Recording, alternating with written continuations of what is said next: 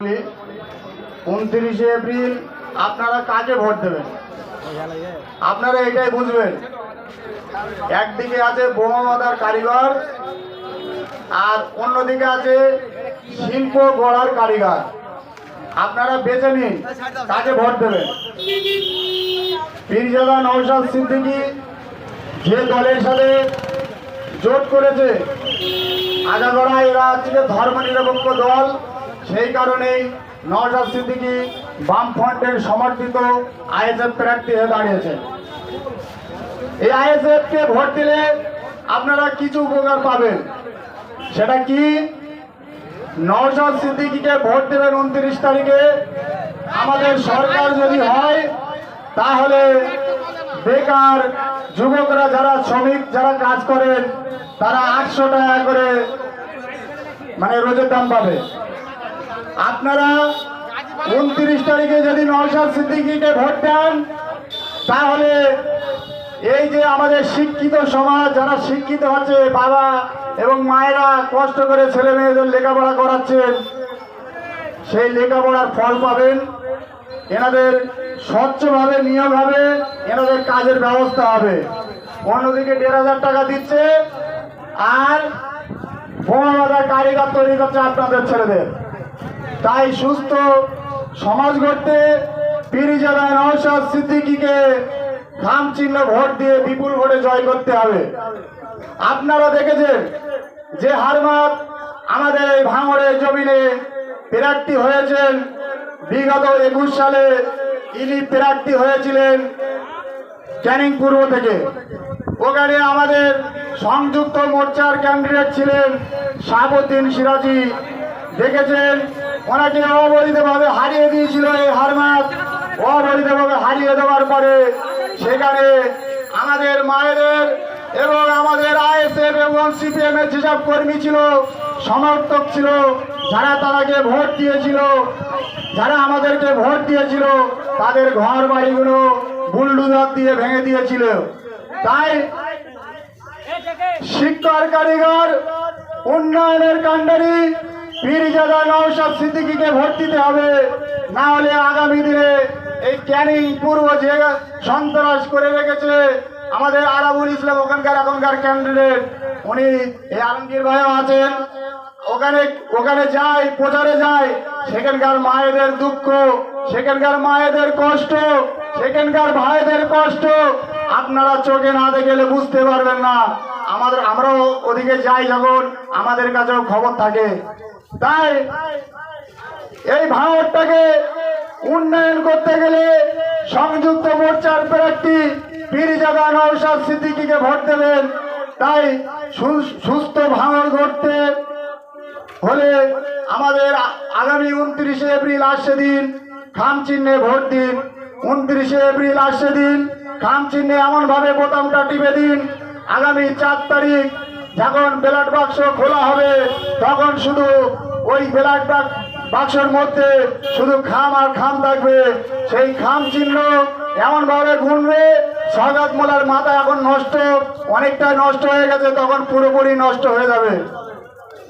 বেশি কিছু আর বলবো না, বেশি লম্বা করবো না। আমাদের নওশাদ সিদ্দিকী ভাইজান এসে গেছে, তাই এই বলে আমার বক্তব্য আমি শেষ করছি। ধন্যবাদ আমাদের গিয়াস ভাইকে, তার মূল্যবান বক্তব্য তিনি বলেছেন। ভাইজান কিন্তু গাজীপাড়া পার হয়ে গেছে, তাই আমাদের স্বেচ্ছাসেবকদের কাছে অনুরোধ করছি রাস্তার ধারে দাঁড়িয়ে যান, যাতে করে ভাইজানের আসতে কোনো অসুবিধা না হয়, সেদিকে লক্ষ্য রাখার জন্য অনুরোধ করব। এখন বক্তব্য রাখছেন আগের দিন বিজ্ঞ একটা রাজনীতিবিদ এমন একটা বক্তব্য রেখেছে, যে বক্তব্যটা আমাদের বিবেকে আঘাত করেছে। তিনার বয়স এতটাই হয়েছিল, এতটা বয়স থাকার কারণে তিনি একটা বক্তব্য আগের দিন রেখেছিলেন। আপনারা জানেন বিগত 2 দিন আগে এখানে একটা হারমাত বাহিনী এসেছিল, আপনারা সকলেই জানেন। কিন্তু সেই জায়গায় দাঁড়িয়ে একজন একটা বক্তব্য রেখেছে, সেই বক্তব্যটা ঠিক এইভাবে রেখেছে নওশাদ সিদ্দিকীর উপরে কটূক্তি করে কথা বলে। উনি বলেছেন যে ভাঙড় 148 নম্বর বিধানসভার বিধায়ক নওশাদ সিদ্দিকী সাহেব তিনি একা কি করবেন? আপনারা কি ঘুমিয়ে স্বপ্ন দেখেন? তোমাদের মমতা বন্দ্যোপাধ্যায় যখন 1998 সাল থেকে শুরু করে প্রথম 2006 সাল পর্যন্ত উনি যখন প্রথম সিট যখন জিতেছিলেন মাত্র একটা জিতেছিলেন। আপনারা কি ওই স্বপ্ন কি ঘুমিয়ে দেখেন? সেদিকে খেয়াল রাখবেন, কোনো ব্যক্তিগত আক্রমণ এখানে করবেন না। আমরা জানি কৃষ্ণমাটি এই ঘোড়ার বাজার সহ কৃষ্ণমাটির 4টে বুথের যে সমস্ত টিএমসির হারমাত বাহিনী কয়েকটা আছে, এদেরকে স্টেট থেকে আমি সাবধান করে দিচ্ছি, আমাদেরকে অত হালকা ভাবে নিও না। আমাদের তোমরা চেনো না, আমরা যখন ময়দানে লাগবো ময়দান সাফ করে দেবো। আমি এইটা বলতে চাইছি। জানেন তোমরা 1911 সালে 2011 সালে যখন বামফ্রন্টকে হারিয়ে মমতা ব্যানার্জি ক্ষমতায় এসেছিলেন, কারা নিয়ে এসেছিলেন? আমার মতন এই 25-27 বছরের ছেলে কি নিয়ে এসেছিলেন? আমি মনে করব আমার বাপ দাদারা, আমার 14 পুরুষরা তথা বয়স্ক লোকেরা খাল কেটে কুমিয়ে নিয়েছিল 2011 সালে। তিনি কি পরিবর্তনের ডাক দিয়েছিল? আমি যে সমস্ত আমাদের কৃষ্ণমাটির যে সমস্ত বয়স্ক থেকে শুরু করে যারা হাজি সাহেবরা আছেন, আরো বয়স্ক যারা আছেন, এদের উদ্দেশ্য করে বলবো, রেখে দেবেন। আমরা আসি আগামী 4 তারিখে গণনা করে আপনারা বুঝতে পারবেন, বিপুল ভোটে আমরা জয়লাভ করবো। তো যাই হোক, আমি এই বলে আমার বক্তব্য এখানে ইতি করলাম। এর বড় পরিমাণে বক্তব্য আপনার ইন্ডিয়ান সেকুলার ফ্রন্ট জিন্দাবাদ, আইএসএফ জিন্দাবাদ। ধন্যবাদ আমাদের একরামুল কাজী মহাশয়কে। এখন আপনাদের সম্মুখে বক্তব্য রাখছেন ইদ্রিস মোল্লা।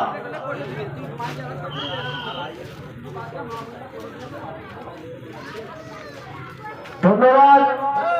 আজকের এই সভার সভাপতি আমাদের আলমগীর ভাই ও আমাদের স্টেজের সামনে বসে থাকা আইএসএফ বন্ধুদেরকে অনেক অনেক ধন্যবাদ। আজকে আমরা একটা ভিডিও দেখেছিলাম, মমতা বন্দ্যোপাধ্যায় বলছে যে আমার কোরআন শেষ হয়ে যাবে, আমার বাইবেল শেষ হয়ে যাবে, আমার উন্নয়নের গল্প শেষ হবে না। মমতা বন্দ্যোপাধ্যায় এটা বলছে। আজকের মমতা বন্দ্যোপাধ্যায় বড় বড় কথা বলছে। নওশাদ সিদ্দিকী রাজনীতি কেন করবে? নওশাদ সিদ্দিকী কেন রাজনীতি করবে? ওইদিকে আমডাঙ্গায় তৃণমূল কংগ্রেসের কাসেম সিদ্দিকী রাজনীতি করতেছে, ওইদিকে হারওয়াই মাতিম সাহেব রাজনীতি করতেছে। কেন? ওইটা কি তৃণমূল কংগ্রেস করে বলে ওটা রাজনীতি জায়েজ? আর নওশাদ সিদ্দিকী রাজনীতি করতে পারবে না? আজকের এই এসআইআর যে আমরা কীর্তিকার মমতা বন্দ্যোপাধ্যায় করেছে, যে এসআইআর বিরুদ্ধে যদি হয় আমার বুকের মধ্যে এসআইআর করতে হবে। আজকের আমাদের বাড়ি বাড়ি যদি ভোট চাতে যায় এই তৃণমূলের গুন্ডাবাজিরা, এদেরকে হুঁশিয়ারি দিয়ে বলবেন যে তোমাদের এই ভাঙনের জমিতে ভোট নেই, তোমাদের ভোট দিল্লি গিয়ে নিয়ে নাও। তোমাদের ভাঙনে কোনো ভোট নেই। কোথা থেকে কোন অবজারভার এসে হুমকি দেবে, নোয়াখালীর অবজারভার হারমাত এসে হুমকি দেবে, তাদের ভয় আমরা করি না। এটা সরকার বাবুকে মনে রাখতে হবে, এটা 2021 নয়, এটা 2026। ভাঙনের মানুষ রাজনীতি করতে শিখে গেছে।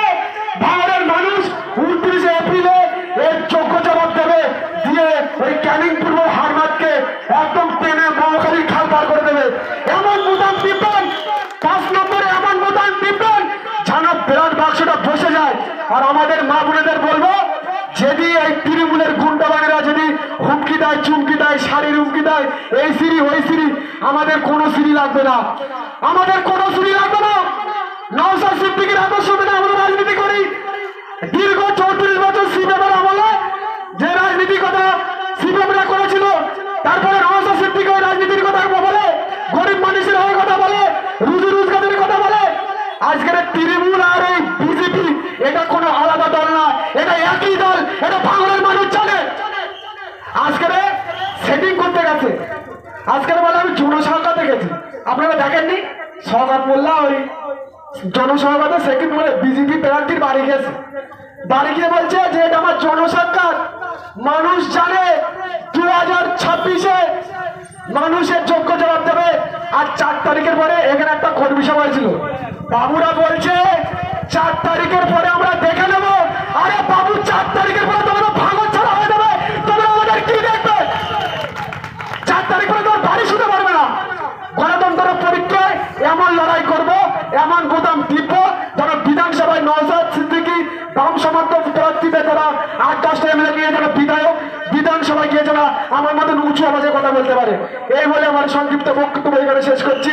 ইন্ডিয়ার দল জিন্দাবাদ, আইএসএফ জিন্দাবাদ, বাম সামন্ত্রী আইএসএফ জিন্দাবাদ।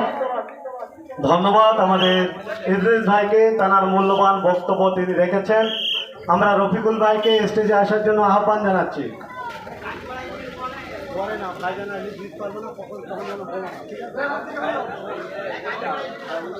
আমাদের ইদ্রিস ভাই একটা বক্তব্য রাখতে রাখতে বলছিল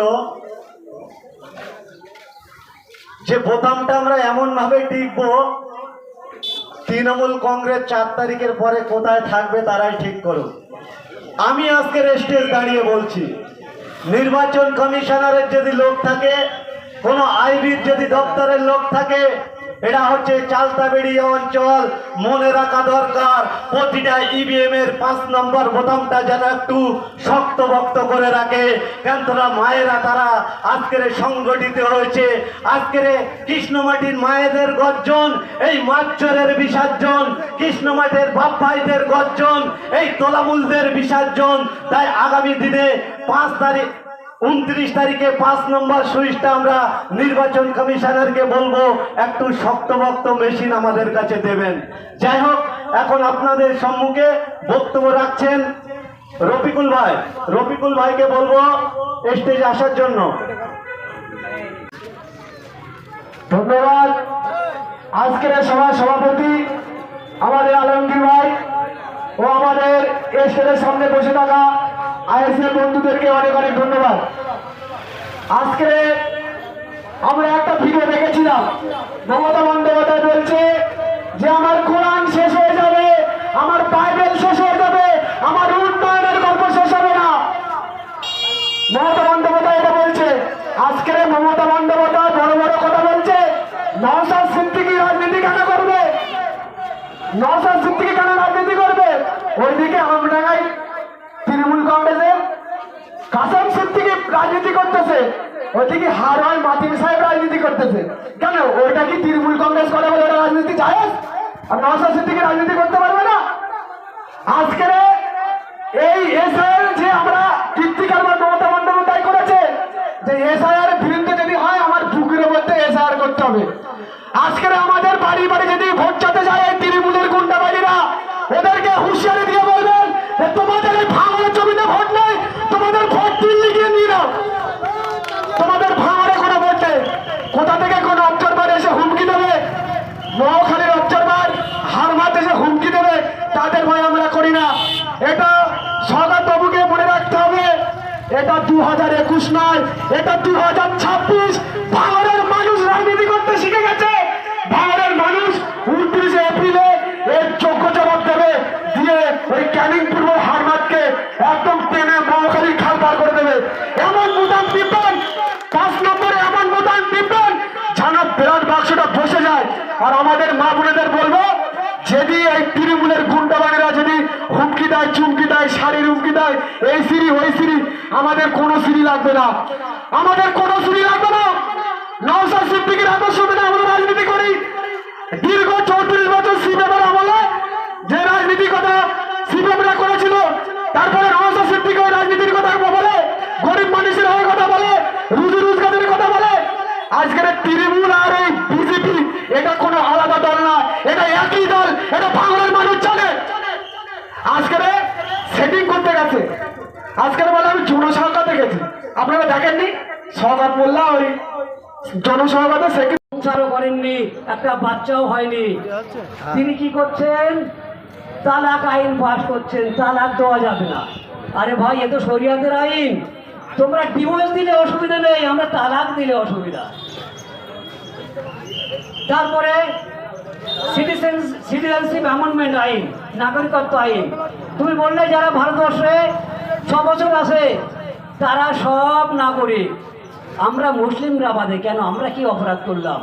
তারা পাশ হয়ে গেল, নাগরিকত্ব আইন পাশ হয়ে গেল। মমতা ব্যানার্জি এমপিদের বলে দিল ভোট দিতে যেতে হবে না, পাশ হয়ে গেল।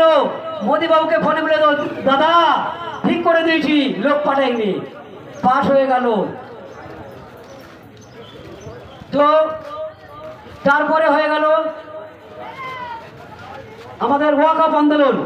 বললো গুলুগুলি করবেন না, যদি গুলুগুলি করা হয় ওয়াকআপ নিয়ে, তাহলে আমার মতন চরম শত্রু কিছু হবে না। আরে রফিকুল ভাই আজকে সভাপতি সবাইকে আজকে সভাপতি আমাদের আলমগীর ভাই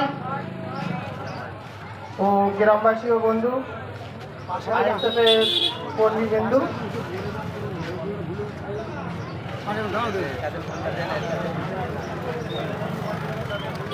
আমি একটা কথা বলতে চাই যে আমরা আইএসএফের যে কর্মীবৃন্দু ভাই আছি, যে কোনো হুমকি, যারা হুমকি দিচ্ছে আমাদের মাঠ পড়াটায়, এই হুমকি আমরা মানব না, আর এই হুমকির প্রতিবাদ আমরা করব। তার জন্য গণতন্ত্রের আমরা প্রতিবাদ করব। এবং আমার একটা ভাই আমাদের পঞ্চায়েত তার সাথে ডেকে নিয়েছে এবং পয়সার লোভ দেখিয়ে তার সাথে দিয়ে ঘুরছে। আজকে আমি বলতে চাই যে আমার একটা ভাইকে তোমরা লোভ লালসা দেখিয়ে নিয়েছো, কাছে ডেকে নিয়ে ঘোরাচ্ছ, আর তার সেই পঞ্চায়েতের ভাইকে আমরা আজকে দলে যোগদান করবো এখানে। তুমি এটা জেনে রাখো, আইএসএফ দল, তুমি এই আইএসএফ দলকে আমি বলি যে আমাদের ভাই তোমরা টেনে নিয়েছো, আইএসএফ দল করতে হচ্ছে, ভাইকে টেনে নিয়েছো, তোমার ভাইকে আমরা নিয়েছি এবং তার সাথে সাথে আমরা আরো 30 জনকে জয়েন করাবো আজকে। এটা আইএসএফ এর ক্ষমতা, তোমরা দেখে নেবে। এই বলে আমি আমার বক্তব্য শেষ করছি। ধন্যবাদ।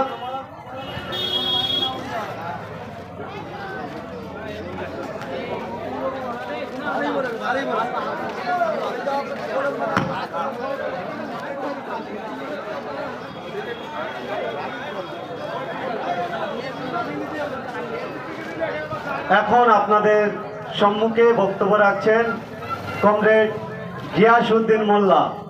গিয়াস ভাইকে বলবো বক্তব্য রাখার জন্য। সাথী সভাপতি, আইএসএফ কর্মীবৃন্দ, খেটে খাওয়া মানুষের সংগ্রাম চলছে। আরে তাই তো বলি, বোম বন্দুক থেকে ভাঙড়ের যুবকদের আটকে রাখা যায়নি, যাবে না। আরে বোম বন্দুক থেকে ভাঙড়ের যুবকদের আটকে রাখা যায়নি, যাবে না। আরে তাই তো বলি, বোম বন্দুক ঘটিয়ে ফেলো, পেন খাতা হাতে তোলো, এই দাবিতে নওশাদ ভাইয়ের সংগ্রাম চলছে।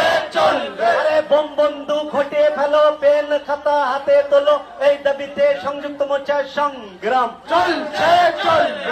নওশাদ ভাইজান তোমায় জানাই ওয়েলকাম। বিধায়ক সাহেব তোমায় জানাই স্বাগতম। এ বাংলার নিপীড়িত অসহায় মানুষের কণ্ঠস্বর ফিরোজা নওশাদ সিদ্দিকী মহাশয় আপনাকে জানাই ওয়েলকাম।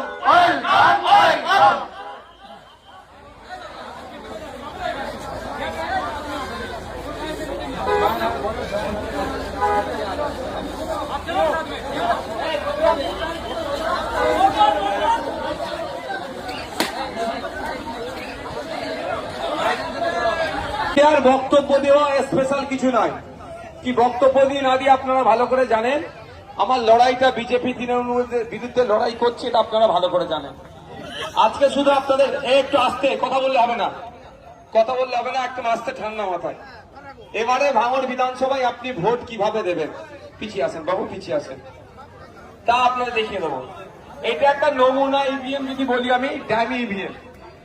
এবারে ভাঙড়ে দুটো এই ধরনের মেশিন হবে, ইভিএম মেশিন। কারণ ভোটারের সংখ্যা বাড়া কমা নয়, প্রার্থীর সংখ্যা বেড়ে গিয়েছে, 20টা প্রার্থী হয়ে গিয়েছে,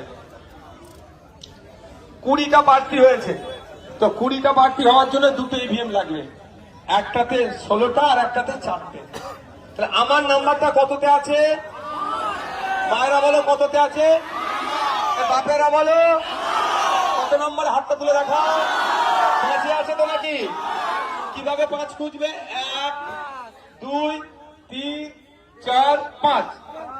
আমার দেখবে নাম লেখা থাকবে মোহাম্মদ নওশাদ সিদ্দিকী, তারপরে দেখো আমার ছবি দেওয়া থাকবে, আছে তো নাকি আমার ছবি? তারপরে দেখো আমাদের খাম চিহ্নটা আছে, তারপরে দেখো সোজা একদম ওই টানে টানে একটা সুইচ পড়বে, দেখুন আওয়াজ হবে। শুনতে পেয়েছো আওয়াজটা? সবাই পাচ্ছ? এই সুইচটা টিপে দেবে, টিপলেই ভোটটা হয়ে যাবে। ভোট দেওয়ার পরে বাম দিকে একটা ছোট্ট মতো বক্স থাকবে, শুধু চোখটা একবার ওদিকে ঘুরাবে, ঘুরিয়ে দেখবে একটা পড়ছি স্লিপ কেটে পড়বে, ওই বাক্সের মধ্যেই পড়বে। ওখানে শুধু দেখে নেবে থাম চিহ্ন আছে আর আমার নামটা লিখে আছে নাকি, ঠিক আছে? হবে তো নাকি? এবার আপনারা বলুন, বিজেপি আমাদের ক্ষতি করছে না লাভ করছে? বিজেপিকে একটা ভোট দেবো না তোমরা? মাদ্রাসা, মসজিদ, ঈদগাহ, কবরস্থান, সম্প্রীতি, ঐক্য বিনষ্ট কে করছে? বিজেপি করছে। এই এসআইআর করে যে ভোট ডিলিট করেছে বিজেপি, তৃণমূলের চক্রান্ত। সেই বিজেপির প্রার্থীর সাথে যদি আমি গোপনে ঘরে বসে 2 ঘন্টা 2.5 ঘন্টা গল্প করি, তাহলে আমাকে ভোট দেওয়া উচিত হবে কি হবে না? তাহলে শওকত মোল্লা সাহেব গোপনে বসে মিটিং করছে মানে নাকি? তাহলে জোড়া ফুলকে ভোট দেওয়ার কোনো সেটিং করছে? কারণ সেটিং করছে কি, মাদ্রাসা, মসজিদ, ঈদগাহ, কবরস্থান তথা ওয়াকফ সম্পত্তি কেড়ে নিয়ে দেওয়ার জন্য মোদি প্ল্যান করছে। আর মোদির প্ল্যানকে আমি মামলা করে বন্ধ করে দিচ্ছি। তাই রাগেতে মোদি মমতা এক হয়েছে, হয়ে আমাকে হারাতে চাইছে। পারবে ওরা? ওরা পারবে? ওরা যতই চেষ্টা করুক, মোদি, মমতা, অমিত শাহ, শুভেন্দু অধিকারী, যতই তারা লাগুক, ভাঙড়ের মানুষ ওদেরকে জবাব দেবে। আগামী 29 এপ্রিল ইভিএম মেশিনের 5 নম্বর বোতাম টিপে মোদি মমতাকে জবাব দেবে। ওয়াকফ আন্দোলনের সময় তুমি দিল্লি যাওয়ার কথা বলেছিলে, হাজার হাজার মানুষের নামে মিথ্যা মামলা দিয়েছে, ভাঙড় তার জবাব দেবে। রাজি আছেন তো? এসটি/এসসি সার্টিফিকেটের বিরুদ্ধে আমাদের লড়াই চলবে তো? গরিব হিন্দুদের উপর অত্যাচার বন্ধের লড়াই চলবে তো? মুসলমানদের উপর অত্যাচার বন্ধের লড়াই চলবে তো? নারীদেরকে নিয়ে কুমন্তব্য করার বিরুদ্ধে লড়াই চলবে তো? সরকারি কর্মচারীদের হকের দিয়ে বুঝিয়ে দেওয়ার লড়াই হবে তো নাকি? কন্ট্রাকচুয়াল যারা কাজ করছেন সব কাজে সমবেতনের লড়াই হবে তো নাকি? ভাঙড়ের লড়াই হবে তো? ভাঙড় বা রাজ্যকে পথ দেখাবে তো? যে কোন নোটোরিয়াস ক্রিমিনালকে ভাঙড় থেকে তারা জেতাবে না, শূন্য হাতে ভাঙড় থেকে তাকে ফিরিয়ে দেবে তো? তাহলে আগামী 29 এপ্রিল আসছে দিন, দিকে দিকে বলে দিন যে মারা ইভিএম একটা বুঝলেন, বাপেরা বুঝলেন, বাড়িতে গিয়ে পরিবারের লোকজনকে তো বুঝিয়ে দেবেন তো নাকি?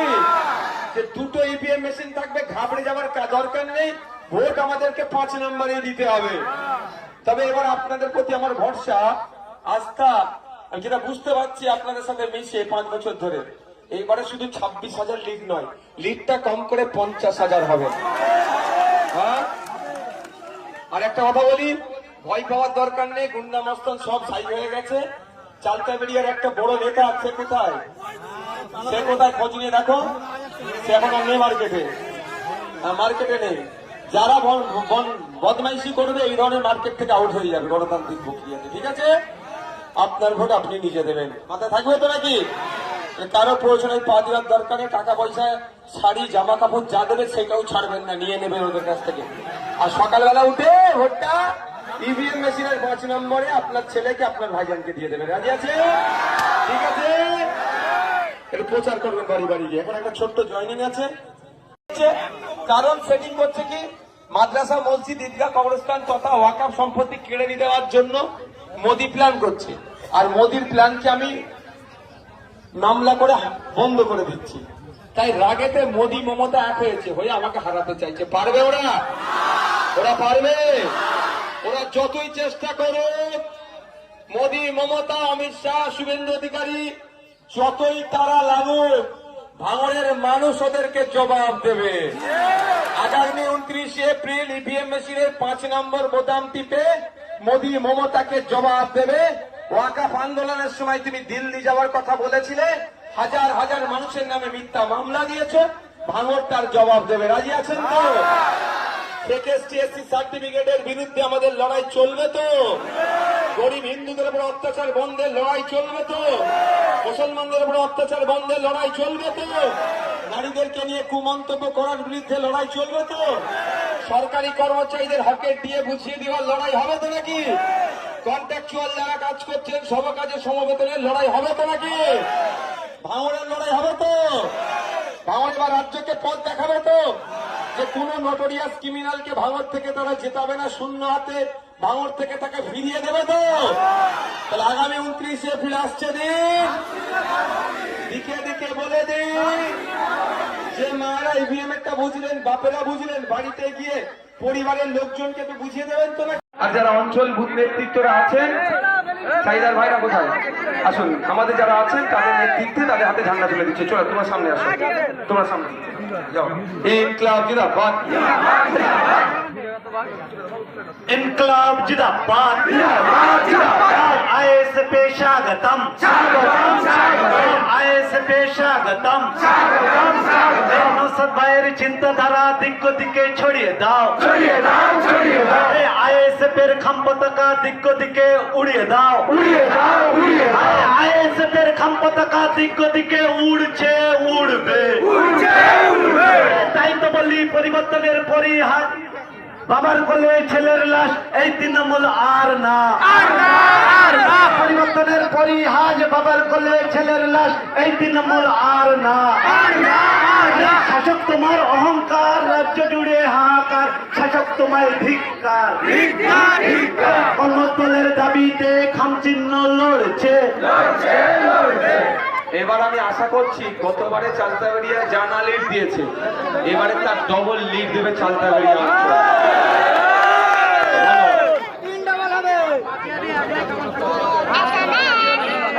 সামনে আসো, তোমার সামনে যাও। ইনকলাব জিন্দাবাদ,